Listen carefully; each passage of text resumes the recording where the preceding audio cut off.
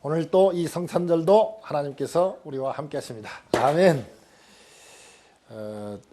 1972년 1월 24일 저녁에 괌이라는 섬에서 그 타로포포 강변에서 일본군 폐잔병 요코이 쇼이치라는 사람이 발견됐는데 전쟁이 끝난 지 28년 만에 발견된 사람입니다. 요코이는 2차 세계대전이 막 활발하게 본격화된 1941년도 일본군에 의해서 징집이 됐는데 징집되기 전에 아이치현 사오리에서 양복점 견습공으로 있었는데 전쟁이 터지자 이제 일본군에 들어가서 만주와 서태평양의 마리아나 제도를 거쳐서 괌이라는 섬에는 1943년도에 거기에 도착해서 전쟁이 있었는데 44년도 미국이 괌을 완전히 재점령하자 일본군들이 항복하거나 잡혀가고 요코이를 포함한 10명의 병사가 대열에서 어떻게 빠져가지고 정글에 이렇게 깊숙이 이렇게 박혀 있었는데 그 중에 7명은 또 어떻게 흩어지게 되고 3명만 남아가지고 전쟁이 끝난지도 모르고 거기에서 계속 생활을 하면서 숨어서 지내다가 1964년도에는 3명 중에서 2명이 죽고 요코이 혼자 살아서 있었습니다. 정글에서 뭐 이 살면서 망고라든지 코코넛 따먹고 또 바닷가 바로 나가서 게도 잡아먹고 새우도 잡아먹고 그러는데 전쟁이 아직 끝난지를 몰랐기 때문에 낮에는 주로 굴을 파가지고 숨어 있고 저녁에 살짝 나와가지고 그런 걸 잡아먹고 이렇게 지냈어요. 나뭇가지를 두드려서 옷도 만들어 입고 뭐 그 손전등 플라스틱 그를 갈아가지고 단추도 만들어갖고 옷도 해 입고 머리는 길러가지고 막 완전히 동물처럼, 그리고 제대로 못 먹으니까 빼빼 해가지고 완전히 처음에 발견될 당시에는 참 사람이 아닌 무슨 짐승인 줄 알았다고 그래요. 그 최근에 사진을 보니까 한 이만큼 이렇게 구멍이 뚫어졌는데 거기에 이렇게 들어가가지고 또 이렇게 니은자식으로 이렇게 들어가가지고 거기서 이렇게 살면서 이렇게 나름대로 이렇게 대소변을 보면 이렇게 흘러내려갈 수 있도록 또 만들었고 나름대로 하여튼 그렇게 했다고 해요. 지금도 괌에 가면 그 쇼이치가 살았던 요코이 쇼이치가 살았던 그 동굴에 들어갔다 오는 그런 패키지 관광 프로그램도 있다고 그래요. 그가 이제 발견되고 28년 만에 발견되었는데 그러면 그 소식을 몰랐느냐? 1952년도에 일본이 멸망했다, 전쟁에서 졌다는 전단지를 봤대요. 그러나 처음에 나올 때 산채 포로가 되느니 차라리 죽어라는 일본군의 그 훈령을 생각하면서 내가 지금 전쟁이 끝났다고 해서 나갔다가 옥새를 하거나 끝까지 싸워야지 혼자 남아가지고 비겁하게 살아왔느냐 그 소리 들을까 봐서 망설이다가 그냥 거기서 혼자 이렇게 살았다고 그래요. 그래서 발견되어 가지고 발견될 때가 51살이었어요. 24살 땐가 들어가 가지고 23살인가 그때쯤 들어가 가지고 하여튼 28년 만에 발견이 됐는데 뭐 다 놀래죠. 왜 그러냐면 이 전쟁이 끝난 지 그렇게 오래됐는데도 끝난지도 모르고 그렇게 살았으니까. 그래서 하여튼 오니까 뭐 이제 뭐 도착하기도 전에 일본에서는 완전히 이제 뭐 어쨌든 전쟁 영웅이 돌아왔다 해가지고 막. 근데 그 사람이 딱 들어가자마자 하는 얘기가 살아 돌아와서 죄송합니다. 그렇게 얘기했다고 그래. 뭐 약간 주장하는 사람들이 좀 다른데 어떤 사람은 와가지고 텔레비전에 스타가 되어서 살았다 그런 사람도 있고, 어떤 사람들은 와가지고 비겁하게 떨어져가지고 죽지 않고 살아남았다 해가지고 금방 잊혀졌다는 얘기도 있어요. 그러나 어쨌든 그가 1997년 76세 심장마비로 세상을 떠나기 전까지 텔레비전에서 가끔 가다가 인터뷰도 하고 나가기도 하고 그랬다고 그래요. 그리고 소박하게 이렇게 살다가 이렇게 죽었다고 그래요. 사람은 누구나 좋은 소식을 기다려요. 이 좋은 소식. 만약에 패전이 됐고 지금 일본이 잘 살고 있으니까 빨리 와라. 자살 안 해도 되고 옥새 안 해도 된다. 그런 좋은 소식을 들었다면 그가 그렇게까지 혼자 그렇게 힘들게 살았겠습니까? 28년 동안이나 얼마나 괴로운 생활을 보냈겠어요. 그것도 그냥 자기가 자연의 생활을 하겠다 생각을 하고 그냥 괌에서 그렇게 살았다면 뭐 그것도 괜찮은 생이지만 낮에는 혹시라도 미군들한테 잡힐까 봐서 숨어서 지내고 저녁에 와서 어떻게 먹을 거 따먹고 이렇게 살았으니 얼마나 비참한 삶이었어요. 28년 동안 얼마나 조마조마하면서 살았겠어요. 일본 사람한테 발견되면 너 비겁하게 그게 뭐냐고 또 그런 또 추궁을 들을까 봐서 살았으니까. 그래서 참 사람이 좋은 소식을 안다는 거는 인생이 행복해지기도 하고 소식을 못 들음으로 해서 불행해지기도 해요. 근데 오늘 성경을 보니까 하나님께서 인류에게 가장 좋은 소식이 뭐냐? 베들레헴에서 태어나신 예수 그리스도라고 얘기를 하고 있어요. 근데 왜 하필이면 그 작은 동네 베들레헴 뭐 그 당시 뭐 한 300명인가 살았다고 그러더만 그 뭐 그렇게 큰 도시가 아닌 조그마한 동네에 예수님이 왜 거기서 태어나셨을까? 그리고 그 예수님이 그 초라한 동네 작은 동네에서 태어난 것이 정말 우리에게도 정말 좋은 소식이 되는가 하는 것입니다.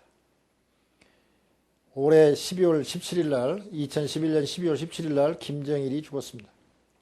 1994년 7월 8일 날 김일성이 죽었습니다. 그때 94년도에 김일성이 죽을 때에 김일성만 죽으면 금방 남북한 통일되고 뭐 세상이 바뀔 줄 알았어요. 근데 김일성이 죽고 94년인가 몇 년입니까 지금? 17년인가요? 17년이 지났는데도 별 이상이 없었고 김정일이 죽었는데도 별 이상이 없어요. 이 사진과 기사를 보니까 북한 사람들은 막 그냥 땅을 치면서 울더라고요. 애동하는 사람도 있습니다. 남쪽에서는 전쟁이 일어나지 않느냐, 또 뭐 김정은 체제를 유지하기 위해서 또 포라도 한번 쏘거나 전쟁이 일어나지 않느냐 걱정하는 사람도 있고, 어떤 사람은 뭐 전쟁은 안 일어나도 주가가 이렇게 폭락하고 이래가지고 이거 수출하기도 힘들고 이거 돈 벌어먹고 살기 힘들다 하고 걱정하는 사람도 있습니다. 탈북자가 2만 뭐 몇 명인가 되더라고요. 상당히 숫자가 많더라고요. 탈북한 사람들 대부분은 걱정을 하는데 김일성 죽었을 때도 그렇게 힘들었대요. 북한에 있는 사람들이. 근데 지금 김정일 죽었을 때 이제 얼마나 힘들겠냐는 거예요. 김정일 죽었을 때 열흘간 울으라고 그러는데 아유 눈물이 나와야 울죠. 못 울지. 그리고 또 그 각 고을마다 김일성 이렇게 초상을 놔두고 일종의 제사처럼 돌아가면서 음식 갖고 가고 거기서 울고 그러고 나오고 또 그 다음 팀이 또 들어가서 또 뭐 상처를 놓고 울고 또 나오고 그런데요. 그런 얘기도 하면서 참 힘들다는 거예요. 그래가지고 이제 막 밖에 나가는 사람들 막 다 중국에 나가서 돈 벌러 간 사람도 들어오라고 그러고 아주 힘들다는 겁니다. 우리는 옛날에 김일성이가 독재할 때 통일은 언제 오느냐, 우리의 소원은 통일해가면서 노래도 부르고 그랬습니다.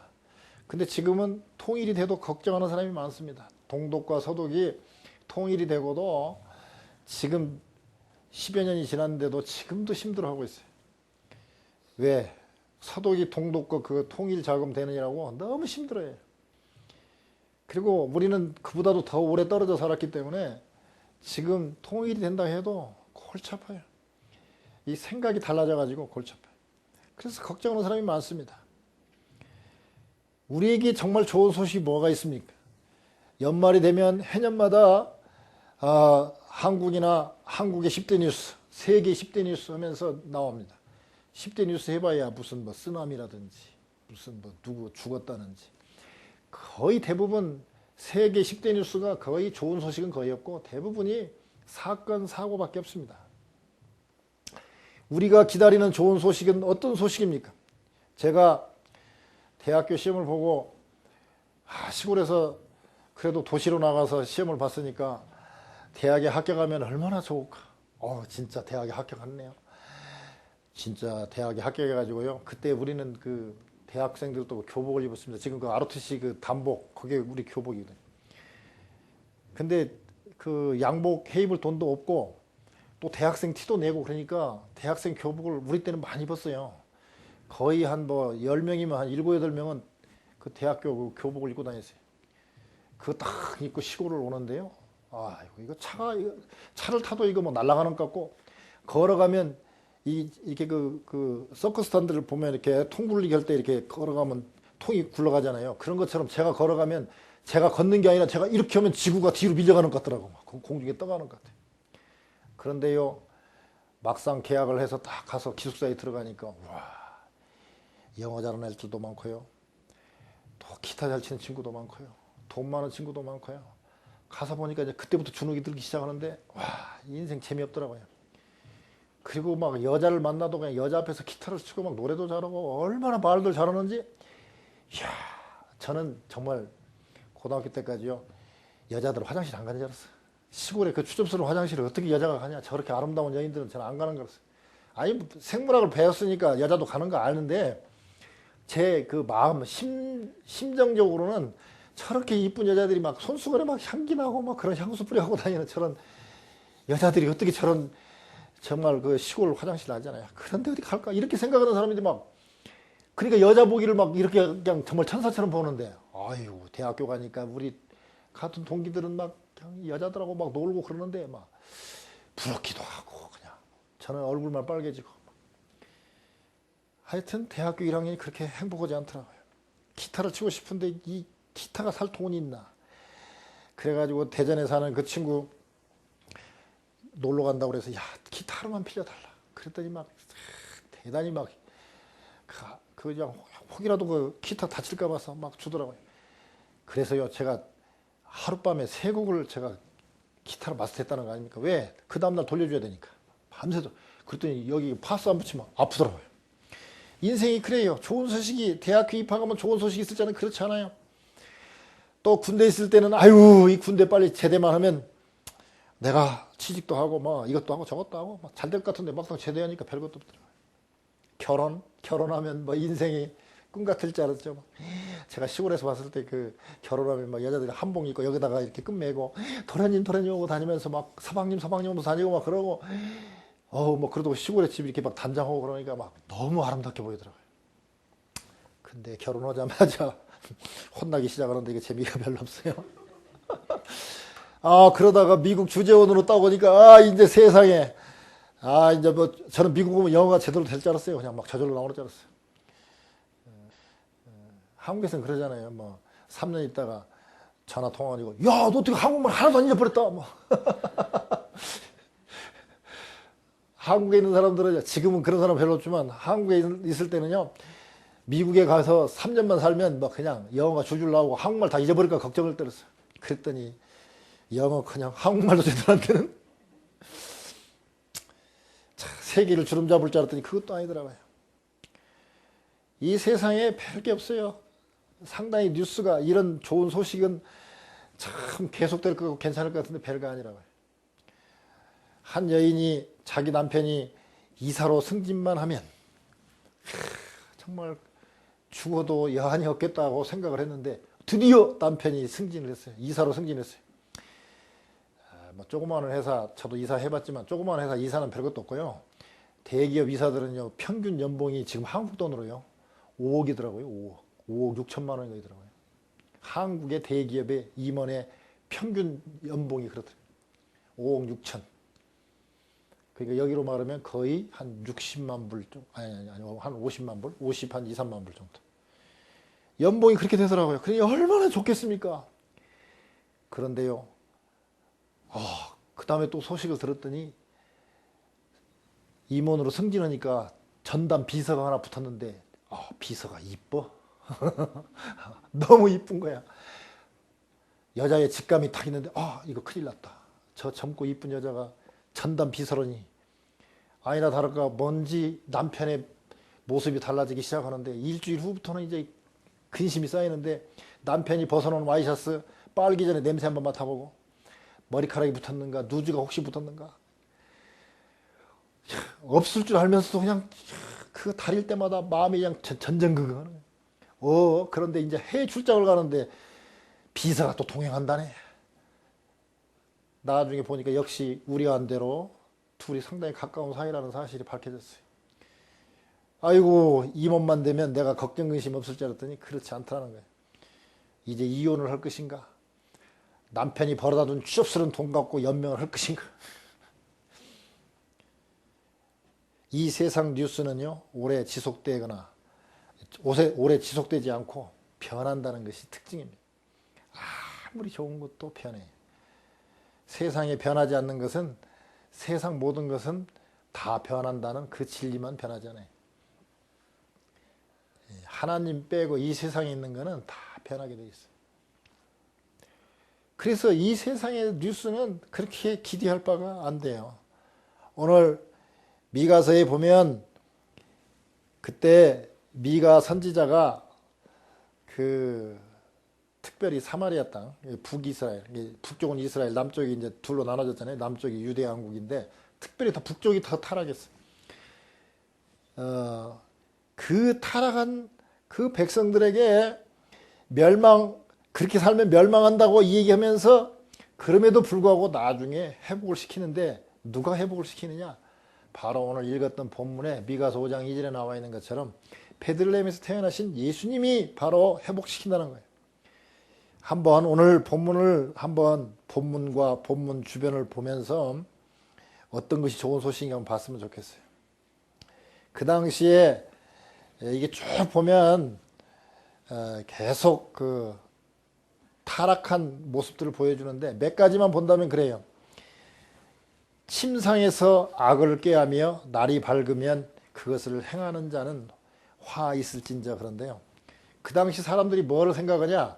저녁에 어떤 놈을 등쳐먹을까? 어떤 놈을 사기칠까? 요 생각을 하면서 저녁에 잠을 자는데 날이 밝기도 무섭게 가서 그걸 행한다는 거예요. 왜? 힘이 있으니까. 그런 사람에게 화가 있다라고 예언합니다.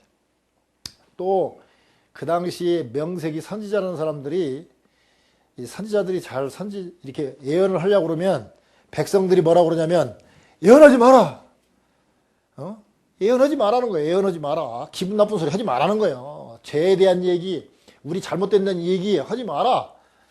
하나님 우리와 함께 있는데 무슨 그런 얘기를 하느냐. 그리고 네가 예언을 하려면 포도주와 독주에 대해서 예언을 해라. 제가 술 먹다 보니까요. 맥주에다 소주를 타는 것보다 소주에다 맥주를 타는 것이 더 좋습니다. 이런 거 예언하라는 겁니다. 선지자들한테. 뭔 얘기입니까? 술이나 먹고 예언하지 마라. 너 목사 듣기 싫은 소리 그만하고 좋은 소리 하나님이 복 준다는 소리나 하고 잘못됐다는 소리 그러면 되겠습니까? 뭐 이런 얘기는 절대 하지 말고 이 얘기 하려면 술 얘기나 해라. 그런 얘기입니다. 그렇게 썩었다 이게. 명색이 지도자들 두령들이라는 사람들은 백성의 가죽을 벗기고 그 뼈에서 살을 뜯어먹는 자라고 얘기하고 있습니다.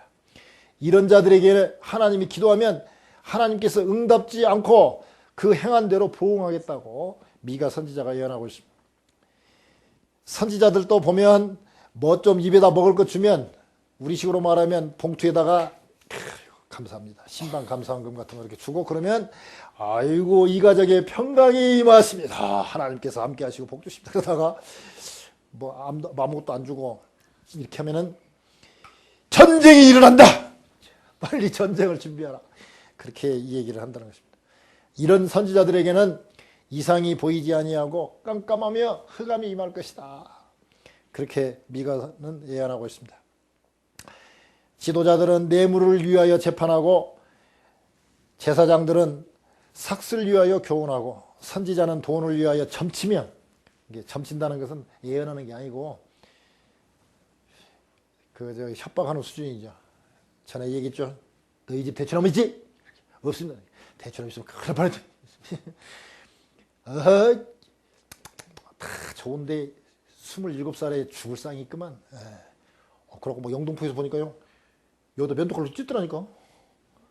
말하자면 재난을 이걸로 찢으면은 그렇게 그런데도 면도칼 앞에 가고 이만 찢어 그러고 뭐 부적 같은 거 사가. 아이고 나 현대판에 그 좋은 스마트폰을 쓰면서도 거기다가 면도칼로 이렇게 그으면 근다니까. 왜? 27살에 죽을까 봐서. 그런 잠을 친단 말이죠. 그러면서 하나님이 우리 중에 계심으로 재앙은 임하지 않는다. 우리가 어떤 나라냐? 이스라엘. 하나님이 함께 하시는 나라이기 때문에 재앙은 임하지 않는다라고 얘기합니다. 그런데 미가는 안 그렇다 하고 예언을 합니다. 다 멸망한다. 특별히 아수르에게 멸망한다. 그렇습니다. 실제로 주전 722년에 멸망을 하는데 이때 미가가 예언할 때는 약 10년 전에 그런 예언을 쭉 하고 있습니다. 그런데 이제 오늘 본문에 보면 그럼에도 불구하고 망하지만 화를 당하겠지만 그럼에도 불구하고 소망이 있다. 무슨 소망이 있냐?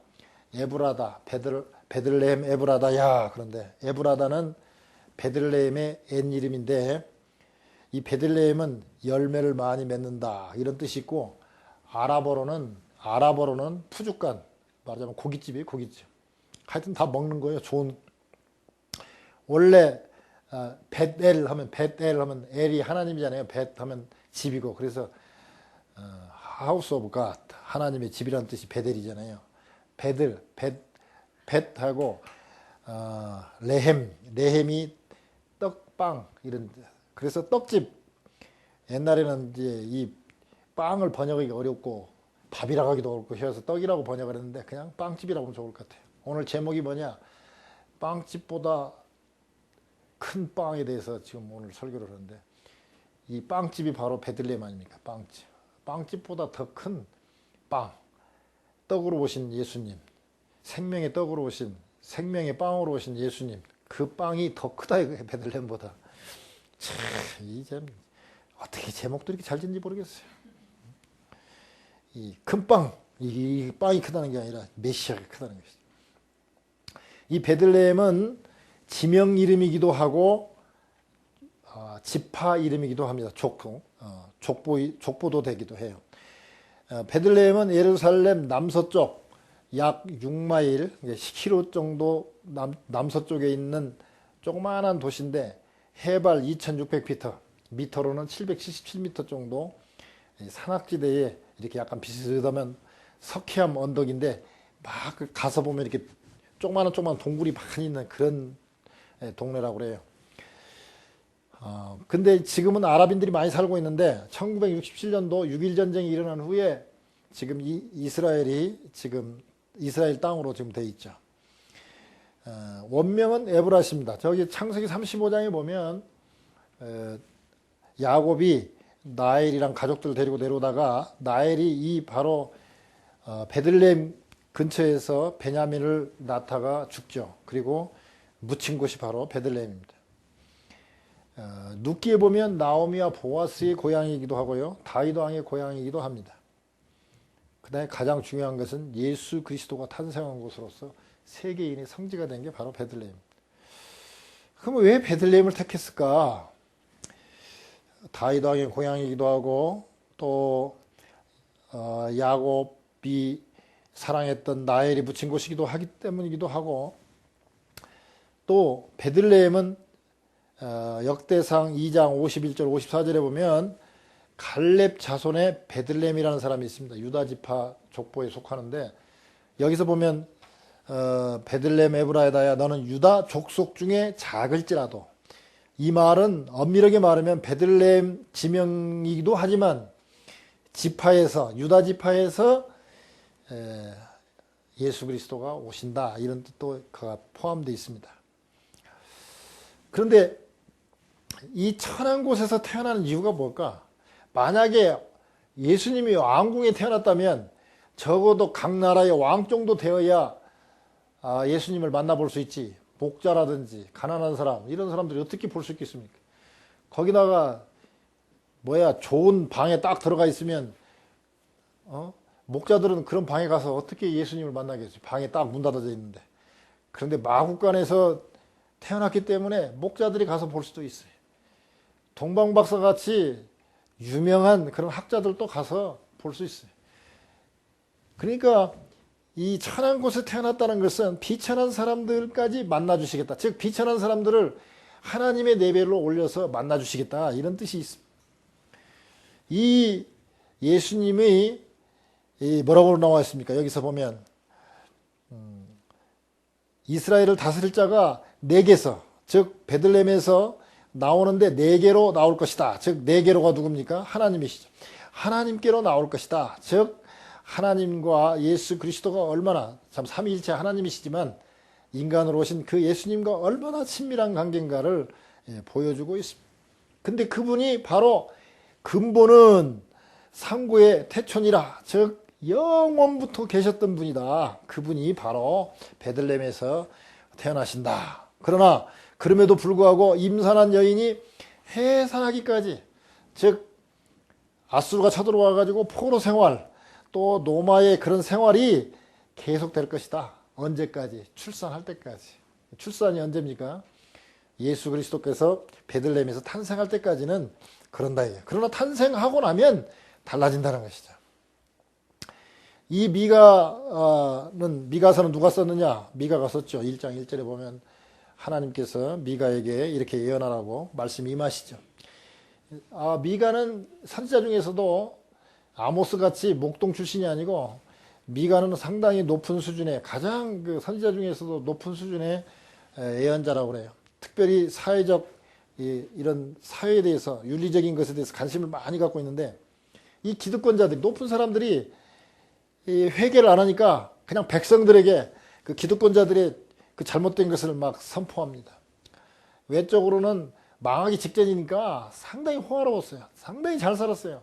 그런데 잘 살면서도 성적으로 아주 문란하고 하나님을 섬기지 않으니까 이제 하나님께서 이 죄에 대해서 심판하고, 그러나 심판과 동시에 또 나중에 그럼에도 불구하고 사랑하는 택한 민족이기 때문에 소망을 주시기 위해서 바로 메시아가 오실 것이라고 또 예언하고 있습니다. 다른 예언서에는 장소가 나와 있잖아요. 예수님에 대해서 예언을 많이 했지만 장소에 대해서 예언한 것은 미가서밖에 없어요. 그래서 이 미가 선지자가 아주 유명한 선지자가 된 거죠. 그러면서 이 미가서를 보면 가장 중요한 게 뭐냐면, 너희가 그렇게 하나님을 잘 섬긴다 하면서 제사 지내는 것도 중요하지만 진짜 중요한 것이 뭐냐? 6장 6절에서 8절을 보면은 그런 것이 사회적인 공의로 나타나야 된다. 말하자면 사회에서 남들이 볼 때 괜찮을 정도로 나타나야 그게 진짜 경건이라는 것입니다. 자, 제가 6장 6절에서 8절까지 읽어보겠습니다. 내가 무엇을 가지고 여호와 앞에 나아가며 높으신 하나님께 경배할까? 내가 번제물 1년 된 송아지를 가지고 그 앞에 나아갈까? 여호와께서 천천의 수양이나 만만의 강수 같은 기름을 기뻐하실까? 내 허물을 위하여 내 맏아들을, 내 영혼의 죄를 인하여 내 몸에 열매를 드릴까? 사람아, 주께서 선한 것이 무엇임을 내게 보이셨나니 여호와께서 내게 구하시는 것이 오직 공의를 행하며 인자를 사랑하며 겸손히 내 하나님과 함께 행하는 것이 아니냐. 자, 송아지 천천의 만만의 기름 필요 없다는 거예요. 그것도 좋지만 그것보다 더 중요한 게 뭐냐? 아들을 갖다가 그냥 태워서 바치는 거, 그거보다 더 중요한 게 뭐냐? 공의를 행하는 것입니다. 그리고 사랑하는 것입니다. 하나님과 함께 행하는 것입니다. 그러니까 너무 복잡하게 생각할 거 없어요. 교통법규 위반하는 것 자체가 공의를 어기는 것입니다. 거창하게 생각할 거 없어요. 아이고, 내가 65마일 전에서 85마일을 달렸잖아. 자랑이 아닙니다. 우리가 서로 약속했는데 인간을 사랑한다면 85마일을 달려서는 안 되죠. 실제로 버지니아는, 지금 어쩐지 모르겠지만 버지니아는요, 얼마 전까지만 해도 55마일이 최고 속도였어요. 그 길 좋고 차 좋은데 55마일 되겠습니까? 그런데요, 65마일을 올리면은 1년에 2만 명인가가 더 죽는다고 그래요. 그러니까 거꾸로 얘기하면 10마일 오버하면 사람 죽인다는 거예요. 한마디로 얘기하면. 그러니까 공의를 지킨다. 네가 정말 하나님을 사랑하느냐? 세상 법도 지켜라 이거예요. 사회적인 법도 지켜라 이거예요. 그게 무슨 독재입니까? 아니잖아요. 사람 다치지 말고 교통 잘 지켜가지고 안전하게 다녀라. 그랬으면 안전하게 다녀야 될 거 아니에요. 그게 공의예요. 뭐 거창하게 막 공법 찾고 뭐 하니까 그냥 거창한 얘기 같지만 안 그래. 쉽게 얘기하면 그런 질서 잘 지키는 거, 이게 바로 하나님 사랑하는 거예요. 그런 얘기를 합니다. 그런데 아까 처음에 초창기에 말씀드린 것처럼 이 세상에서 정말 기쁜 소식이 무엇입니까?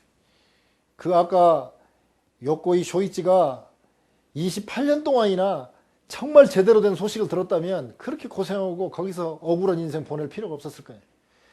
좋은 소식 들었다면 지금도 인도는 저 시골 같은 데서는요, 남편 죽으면요, 아내의 소원이 뭐냐면 사랑하는 남편과 함께 묻히는 게 소원입니다.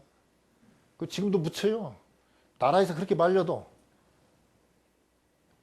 지금 한만 뭐 종교적이고 뭐라고 얘기지만, 아이 배고파 굶어 죽어가고 있는데 소가 길에서 돌아다니고 있는데 잡아먹으면 살 거 아니에요. 근데 왜 그거 안 잡아먹냐 이거요. 좋은 소식을 모르면요 힘들게 살아요. 북한이 왜 이렇게 요새 힘듭니까? 결국은 좋은 소식을 못 들어서 그래요. 자 보세요. 중국 북한 위에 만주도 풍년, 남한도 풍년. 근데 왜 북한만 풍년이 아니에요? 왜 산을 깎아서 왜 거기는 흉년이 드냔 말이죠. 중국도 풍년인데 딱 어떻게 그 가운데만 어떻게 흉년이 들어요? 그 좁은 데만. 좋은 소식을 안 들어서 그렇게 힘든 거예요. 지금 우리가 미국에 와서요, 시간에 약간 차이는 있을지 몰라도 왜 어렵게 사느냐? 저는 그래요. 좋은 소식을 제대로 안 들어서 그런다고 저는 봐요. 좋은 소식 듣고 그대로만 산다면 왜 복을 못 받고 사냔 말이에요. 왜 몸이 상하냐고요. 내 얘기에서 이 얘기한 대로 먹고, 참 거기서 식물 먹으라면 식물 먹고 돼지고기 같은 거 먹지 말라면 안 먹고 그랬으면 몸도 건강하고 괜찮을 건데, 다 당뇨 생기고 다 어려운 게 뭐예요? 염려하지 말고 근심하지 말라고 하는데 근심해가지고 당뇨병 생겨가지고 다 힘들게 살아요. 왜 쓸데없는 걱정해가지고 왜 여기저기 아프냐 이거예요. 좋은 소식을 제대로 안 들어서 그래. 이 땅에 예수 그리스도가 오신 사건, 이 하나님 말씀같이 좋은 소식이었습니다. 이 소식은 기쁜 소식이고 영원한 소식이에요. 중간에 바뀌는 게 아니에요. 아까 남편 승진에서도 일주일만 지나도 슬픔으로 변하고 화로 변하는 게 뭐냐? 이 세상의 뉴스, 세상의 좋은 소식은요 변하고 결국은 오래 지속되지도 않아요. 내가 몸담고 여기에서 내 인생을 걸겠다는 회사도 평균 수명이 요새 30년도 안 돼요. 옛날에 우리 때 30년인데 지금은 15년도밖에 안 돼요. 이 회사는 튼튼해가지고 영원히 멸망하지 않고 내가 여기서 임원이 되고 내가 여기서 사장이 돼야 되겠다. 천만의 말씀. 요새 15년이면 끝나요. 이 교회도 하나님의 영원한 교회는 망하지 않지만 이 교회도 문 닫아요. 잘 되다가 또 때 되면 문 닫게 돼 있어요. 세상 집도 다 마찬가지고요. 우리 인생도 잘 나갈 것 같지만요. 김일성이 죽고 김정일이 죽지 않아요. 다 죽어요. 암만 오래 통치해도. 세상의 뉴스는, 세상의 좋은 소식은 언젠가 끝이 있어요. 변하게 돼 있어요. 근데 예수 믿는 거는요. 별거 아닌 것 같은데 탄일종이 땡땡땡 은은하게 들린다. 이때부터도 좋았는데 청년 때도 좋았고요. 지금도 좋았고요. 갈수록 더 좋아. 마치 결혼할 때 별로였는데 결혼하고 살다 보니까 점점 좋아지고 30년 살다 보니까 누룽지 같고 숭늉 같고 왠지 모르게 구수하고 없으면 허전하고 있으나 마나 한 것 같은데 이상하게 없으면 허전하고 어디 출장 가면 잠도 잘 안 오고 이게 바로 이게 사랑 아니에요. 예수님의 사랑도 예수님의 뉴스는 그런 뉴스예요. 별거 아닌 것 같고 단 것도 아닌 것 같고 쌈밥 같지도 않은데 그런데도 왠지 은근히 생각나는 그런 그 좋은 소식. 이게 바로 예수님이 이 땅에 오신 소식입니다. 기독교는 뭐냐? 한마디로 얘기하면 좋은 소식을 전하는 거예요. 복음, 복된 소식이잖아요. 복음을 전하는 거예요. 그래서 기독교는 하나님의 이 복된 소리를 듣는 것으로 시작을 해요. 교회가 왜 있느냐? 교회는 좋은 소식을 전하기 위해서 있는 거예요. 목사가 왜 있느냐? 좋은 소식 전하기 위해서. 이 하나님의 소식, 예수가 우리를 구원했다는 이 소식이 우리 모두를 행복하게 바꿔놓습니다. 영국을 공포의 도가니로 넣었던 유명한 살인자 수로 수출하는 사람이 있습니다. 이 사람은 이 6명인가를 살인하고 감옥에 들어가서 막 들랑달랑 했는데 40년을 드나들었어요. 일평생 중에 거의 40년. 인생의 한 3분의 1을 감옥에서 지냈어요. 감옥에서. 그런데 너 이 사람은 사람이 안 바뀌니까 가죽 채찍으로 50번씩 때리는 것을 8번. 그러니까 채찍으로 400대를 맞아도 안 바뀌는 거예요, 사람이. 나가면 또 범죄, 나가면 또 범죄. 안 바뀌어요, 사람이. 때린다고 되는 게 아니고 교도소 가서 더 악해져서 나와요. 근데 하루는 추록이 되어가지고 구세군이 운영하는 그 숙소에서 하룻밤을 자는데 그날 거기서 어떤 사람이 전도를 했는데 예수 그리스도를 믿게 된 거예요. 40년 동안 감옥 생활하고 그렇게 안 바뀌던 사람이 그냥 2분 동안 전도하는 거 듣고 예수 믿고 난 다음에 사람이 싹 변했어요. 그 사람이 뭐라고 그랬냐면 이렇게 얘기했어요. 40년 동안 정부가 달려들어도 나를 고치지 못했는데 예수님은 2분 만에 나를 고쳤다. 그래서 18년 동안 아주 선하게 살고 나름대로 최선을 다하다가 죽은 사람입니다. 사람이요, 술에 한번 빠지거나 노름에 한번 빠지면 못 고쳐져요. 노름에 중독된 사람은요, 여기 가만히 앉아갖고 예배 드리다가도요, 여기 성탄트리 보면 솔광이 탁 떴다. 목사님 설교할 때 보니까 이마가 좀 벗어진 것 같다. 그러면 아이고 이거 팔광이 뜬 거 아니냐. 그냥 광으로 보여요. 그냥 솔광, 팔광으로. 안 변해요. 그거 누가 바꿉니까? 교도소에서요? 교도소? 그러면 지금 교도에서 바꿨을 것 같으면 점점 범죄가 줄어야지. 왜 늘어납니까? 정말로 베들레헴처럼 초라하게 보이는 떡이 있는 집, 떡이 있는 동네, 뭔가 줄 수 있는 동네, 이 좋은 소식을 주는 이 교회, 정말 초라하게 보잘것없는데 이곳에서 하나님 말씀 듣고 사람이 변한다니까요. 사람이 변해요. 맨날 얘기지만 위대한 인물은 월마트에서 태어난 게 아니고요, 마이크로소프트사에서 태어난 게 아니에요. 가정에서 부부 사이에서 이렇게 태어나요. 또 전에 얘기했죠. 또 아니요, 큰 병원에서 태어나는데요. 이런 얘기 하지 말아요. 씨앗이 심긴 데는 어디냐? 가정. 육체적인 생명은 가정에서, 영적인 생명이 태어나는 것은 교회에서, 하나님 말씀 들을 때 태어나는 것입니다. 인간의 기쁜 소식은 소식에서 나옵니다. 별거 아니에요. 지금 이러고 있다가도요, 갑자기 전화 한번 딱 와갖고, 얼마야? 그저께 사고 났지. 우리 어디고 있는데 갑자기 전화 왔어. 하늘이한테서. 사고 났습니다. 그래. 괜찮냐? 일단 딱 전화한 거 보니까 죽을 정도는 아니구나. 일단 됐다. 그 차는 그랬더니 새 차가 망가졌어요. 5천 마일밖에 안 됐는데 이러니. 실려가 있어요 지금. 근데 자 봐요. 그때 지금 신방을 갔어요. 안소선 집사님 그 양로원에 신방을 갔는데요. 신방 가자마자 그 소식 딱 들으니까 거기 있을 수가 없어. 거기에 빨리 나와야 돼. 저는 그나마 좀 나왔는데 안 사람은 그냥 어쩔 줄 몰라는 거예요. 저는 일단 전화 받았으니까 일단 이상은 몸에는 이상이 없구나. 차만 좀 망가졌구나. 그냥 뭐 차야 돈 벌어서 또 채우면 되지. 디덕터블 채우면 되지. 그런데요, 그 소식 들으니까 갑자기 그 후에 일정이 싹 바뀌어버려요. 만약에 이러고 있는데 뭐 케빈이나 수잔이 지금 갑자기 대통령상이 결정됐다고 지금 뉴스가 왔습니다. 그러면 앉아있어도 갑자기 기분이 막. 사람은요, 소식에 따라 달라져요. 무슨 소식을 듣냐에 따라 달라져요. 그러나 그 세상 소식은요, 대부분이 즐거움을 줘도 오래가지 않아요. 이렇게 좋은 소식, 하나님께서 이 땅에 친히 오셔서 자녀 삼으시고 나중에는 신부 삼아가지고 천국을 상속해 주겠다는 이 기쁜 소식, 정말 참 믿기가 너무 엄청난 그 소식, 이 소식이 정말 아까 성찬식 하면서 막 너무 감격스럽더라고. 막 저같이 덤덤한 사람이 눈물을 흘릴 정도로 감격이 되더라고요. 그런 감격, 이 소식.